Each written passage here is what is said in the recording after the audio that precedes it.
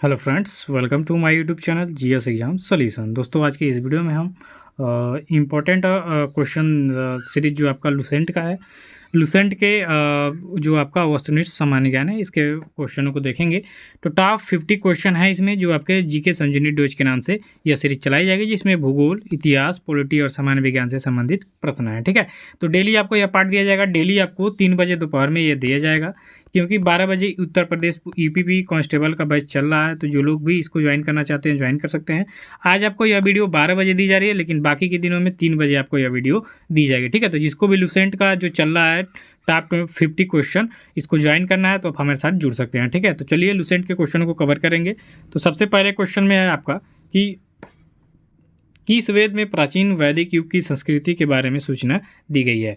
तो किस प्राचीन वैदिक वेद में प्राचीन वैदिक युग की संस्कृति के बारे में सूचना दी गई है, तो वह है आपका ऋग्वेद। ठीक है, ऋग्वेद में प्राचीन युग की संस्कृति के बारे में सूचना दी गई है। तो विकल्प यहाँ आपका जो ये होगा सही उत्तर हो जाएगा। अगले क्वेश्चन की तरफ चलेंगे दोस्तों। तो आपका अगला क्वेश्चन है कि हर्षचरित किसके द्वारा लिखी गई पुस्तक है। तो हर्षचरित को लिखा है आपके बाण भट्ट ने। ठीक है, किसने? बाण भट्ट, जो कि आपके हर्ष के दरबारी कवि थे। इन्होंने ही हर्षचरित की रचना की है। तो विकल्प यहाँ आपका बी राइट आंसर हो जाएगा। आगे के प्रश्न में है दोस्तों तीसरे नंबर में कि सिंधु सभ्यता का इनमें से कौन सा प्रमुख बंदरगाह था। तो सिंधु सभ्यता का प्रमुख बंदरगाह था आपका लोथल, जो आपके गुजरात में स्थित है। ठीक है, तो लोथल इसका क्या हो जाएगा? सही उत्तर हो जाएगा कि सिंधु सभ्यता का बंदरगाह था लोथल। अगले क्वेश्चन की तरफ चलेंगे दोस्तों। तो 4 नंबर के प्रश्न में है कि बुद्ध की मृत्यु के बाद प्रथम बौद्ध संगीति की अध्यक्षता किसने की थी। तो महात्मा बुद्ध की जब मृत्यु हुई थी तो उसके बाद बौद्ध संगीति का आयोजन किया गया। ठीक है, तो उस समय उसकी अध्यक्षता किया था आपके महाकश्यप ने। ठीक है, महाकश्यप ने सबसे पहले आपके प्रथम बौद्ध संगीति का अध्यक्षता किया था। तो विकल्प यहाँ जो आपका डी होगा सही उत्तर हो जाएगा। नेक्स्ट क्वेश्चन में है दोस्तों कि मौर्य काल में गुप्तचर को क्या कहा जाता था। तो मौर्य काल में गुप्तचर को कहा जाता था गुड़ पुरुष। ठीक है, गुड़ पुरुष किसको कहा जाता है दोस्तों? तो मौर्य वंश में, मौर्य काल में जो गुप्तचर होते थे उनको कहा जाता था गुड़ पुरुष। ठीक है, तो विकल्प यहाँ जो आपका ये होगा सही उत्तर हो जाएगा दोस्तों। आगे के प्रश्न को देखेंगे तो आगे के प्रश्न में है कि प्राचीन काल में कलिंग का महान शासक कौन था। तो कलिंग जो कि आप लोग जानते हैं 261 ईसा पूर्व में जो कलिंग नरेश थे, और अशोक के द्वारा बहुत ही महान बहुत ही ज़बरदस्त लड़ाई हुई थी, जिसमें अशोक विजयी भी हुआ था और वहाँ से उसका हृदय परिवर्तन हो गया था। तो इसी कलिंग का जो महान शासक था खारवेल था। ठीक है,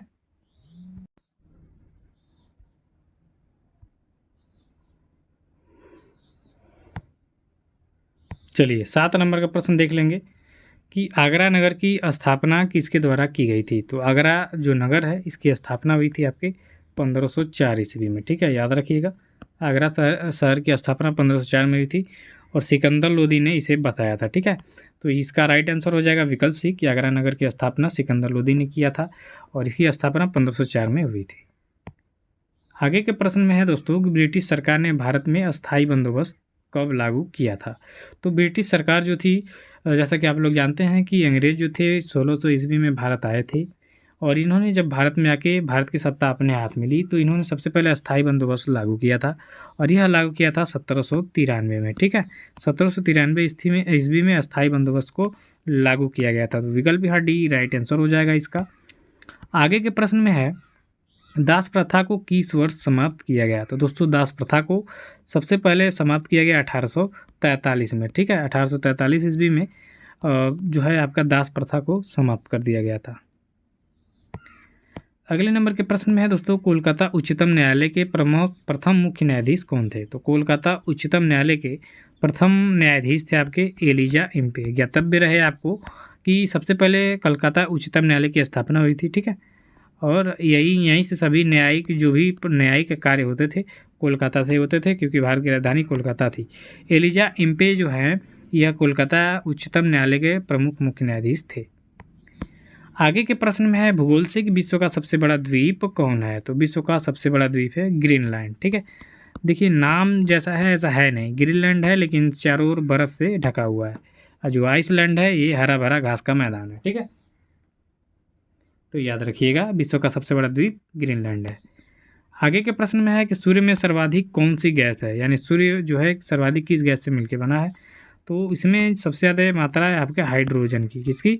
हाइड्रोजन की। तो यहाँ विकल्प जो आपका डी होगा सही उत्तर हो जाएगा कि सूर्य में सर्वाधिक गैस जो है हाइड्रोजन है। चलिए 13 नंबर के क्वेश्चन को देखेंगे कि रजत क्रांति का संबंध किससे है। तो दोस्तों रजत क्रांति का संबंध है आपके अंडा के उत्पादन से, ठीक है। अंडा उत्पादन इसका राइट आंसर हो जाएगा और विकल्प इसका जो ये होगा सही उत्तर हो जाएगा कि रजत क्रांति का संबंध आपके अंडा के उत्पादन से है। अगले प्रश्न में है कि मधुबनी जो है किस राज्य की लोक चित्रकला शैली है। तो दोस्तों मधुबनी जो है ये आपके बिहार की एक प्रमुख लोक चित्रकला शैली है। तो इसका राइट आंसर हो जाएगा विकल्प बी कि मधुबनी जो है बिहार राज्य का लोक चित्रकला शैली है।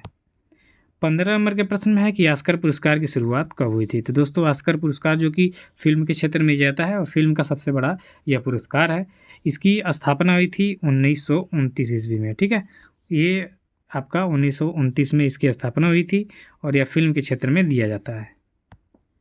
16 नंबर का प्रश्न देखिए कि राष्ट्रीय मांस अनुसंधान संस्थान कहाँ पर स्थित है। तो दोस्तों राष्ट्रीय मांस अनुसंधान संस्थान आपके बरेली जो कि उत्तर प्रदेश में पड़ता है यहाँ पे स्थित है। तो विकल्प यहाँ आपका डी राइट आंसर हो जाएगा कि राष्ट्रीय मांस अनुसंधान संस्थान आपके बरेली में स्थित है। अगले क्वेश्चन में है कि नरौरा परमाणु संयंत्र कहाँ पर स्थित है दोस्तों। तो नरौरा परमाणु संयंत्र यह उत्तर प्रदेश में स्थित है, ठीक है। तो विकल्प यहाँ आपका जो ए होगा इसका राइट आंसर हो जाएगा, ठीक है। चलिए अगले नंबर में है कि राष्ट्रीय सिविल सेवा दिवस कब मनाया जाता है। तो राष्ट्रीय सिविल सेवा दिवस आपका मनाया जाता है 21 अप्रैल को, ठीक है। 21 अप्रैल को भारत में राष्ट्रीय सिविल सेवा दिवस मनाया जाता है, ठीक है।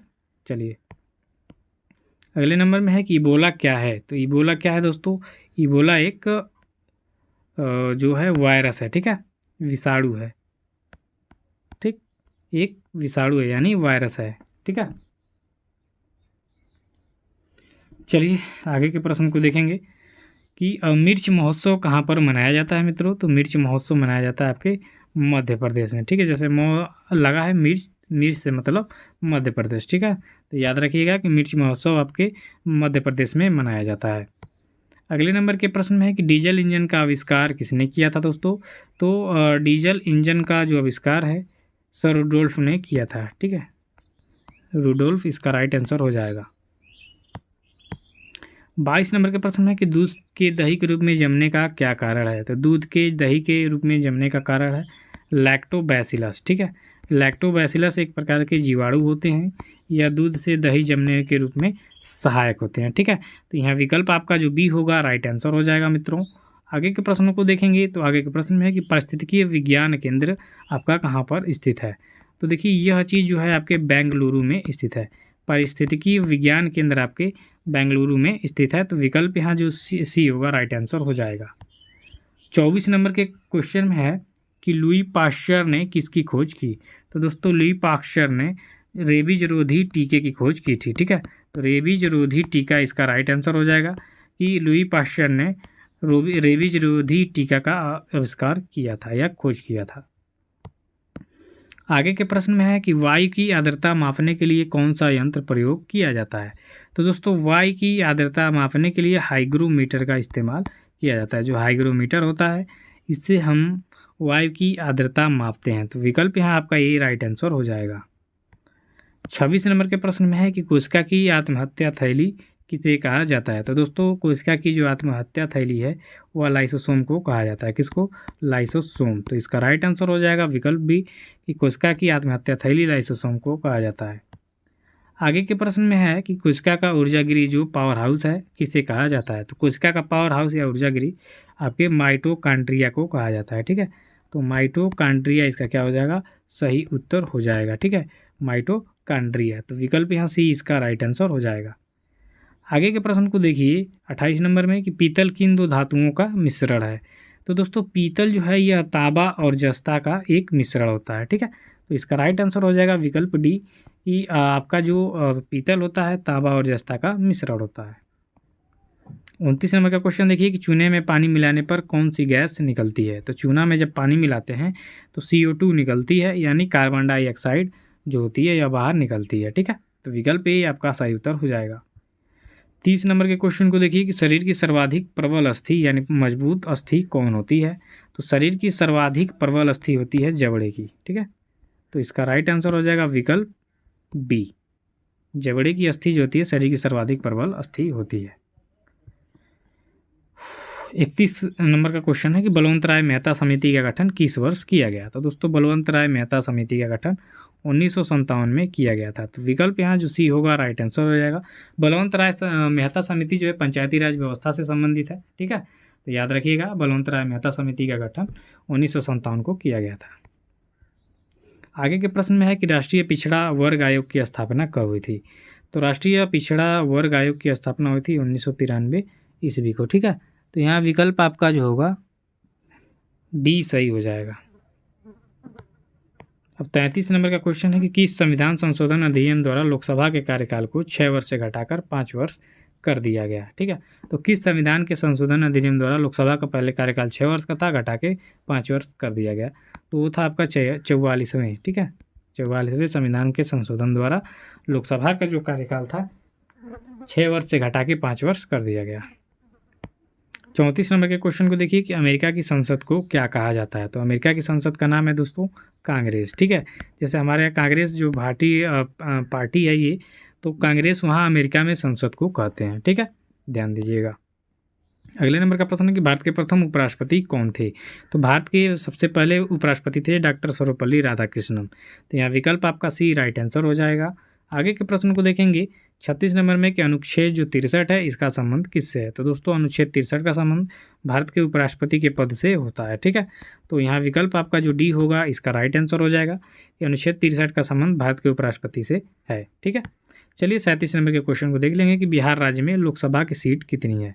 तो बिहार राज्य की बात करेंगे तो हमारे उत्तर प्रदेश से सटा हुआ राज्य है और यहाँ लोकसभा की सीट है आपकी 40, ठीक है, 40 सीटें हैं। तो विकल्प यहाँ ये आपका सही उत्तर होगा।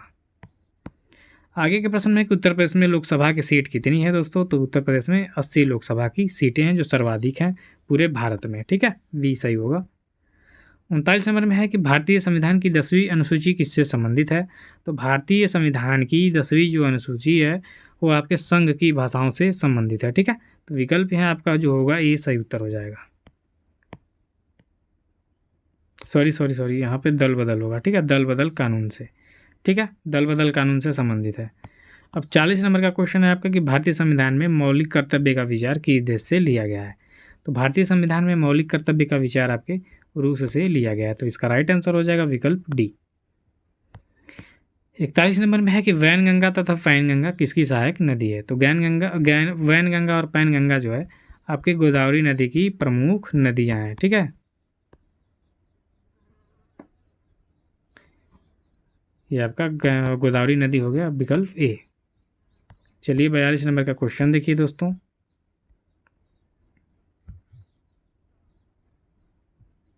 सहारा मरुस्थल किस महाद्वीप में स्थित है। तो सहारा मरुस्थल है आपके अफ्रीका में, ठीक है। सहारा मरुस्थल विश्व का सबसे बड़ा मरुस्थल है और ये आपके अफ्रीका में स्थित है। 43 नंबर के क्वेश्चन को देखिए कि असम की राजधानी कहाँ है दोस्तों। तो असम की राजधानी है दिसपुर, ठीक है। तो विकल्प यहाँ आपका सी राइट आंसर हो जाएगा कि असम की राजधानी है दिसपुर। 44 नंबर के क्वेश्चन को देखिए कि मणिपुर की राजधानी कहाँ है। तो जैसा कि अभी मणिपुर में बहुत ही ज़बरदस्त प्रदर्शन चल रहा है, तो यहाँ की राजधानी है इम्फाल, ठीक है। मणिपुर की राजधानी है इम्फाल, आपके क्वेश्चन में आ सकता है। तो विकल्प डी इसका राइट आंसर हो जाएगा। 45 में है कि तमिलनाडु की राजधानी कहाँ है। तो दोस्तों तमिलनाडु की जो राजधानी है वो आपके चेन्नई में है। तो विकल्प यहाँ आपका ए हो जाएगा सही उत्तर। आगे के प्रश्न को देखेंगे 46 नंबर में कि विजय हजारे ट्रॉफी किस खेल से संबंधित है। तो दोस्तों विजय हजारे ट्रॉफी आपके क्रिकेट से संबंधित है और भारत में खेला जाता है। तो विकल्प बी आपका राइट आंसर हो जाएगा। 47 नंबर का क्वेश्चन देखिए कि डेविस कप किस खेल से संबंधित है। तो दोस्तों डेविस कप जो है ये आपके टेनिस से संबंधित है, ठीक है, किससे, टेनिस से। तो इसका राइट आंसर होगा विकल्प आपका सी। 48 नंबर के क्वेश्चन को देखेंगे तो वेटन कप किस खेल से संबंधित है दोस्तों। तो वेटन कप आपके हॉकी से संबंधित है, ठीक है। तो इसका राइट आंसर हो जाएगा विकल्प डी। 49 नंबर का क्वेश्चन है कि ओणम किस राज्य का प्रसिद्ध त्यौहार है। तो दोस्तों ओणम आपके केरल राज्य का एक प्रसिद्ध त्यौहार है। तो विकल्प यहाँ ये इसका राइट आंसर हो जाएगा। चलिए अगले नंबर में है 50 नंबर में कि नागार्जुन सागर बांध जो है किस नदी पर बना है। तो नागार्जुन सागर बांध आपके कृष्णा नदी पे बना है। तो इसका राइट आंसर हो जाएगा आपका विकल्प बी। दोस्तों ऐसे ही वीडियो के लिए हमें संपर्क करिए, जीएस एग्जाम सॉल्यूशन को सब्सक्राइब करिए, फ्री में वीडियो पा जाइए, ठीक है। कोई भी पेड क्लास नहीं चलेगी। अभी चल रहा है यूपीपी कांस्टेबल का, और इसके बाद आपको 12 बजे क्लास दी जाती है यूपीपी कांस्टेबल की, और 3 बजे आपको क्लास दी जाएगी लुसेंट जी के टॉप 50 का, ठीक है। तो जिनको भी चाहिए वो हमारे साथ जुड़ सकते हैं और अपने नाम से कमेंट करिएगा, ग्रुप में भी आपको जोड़ा जाएगा। धन्यवाद।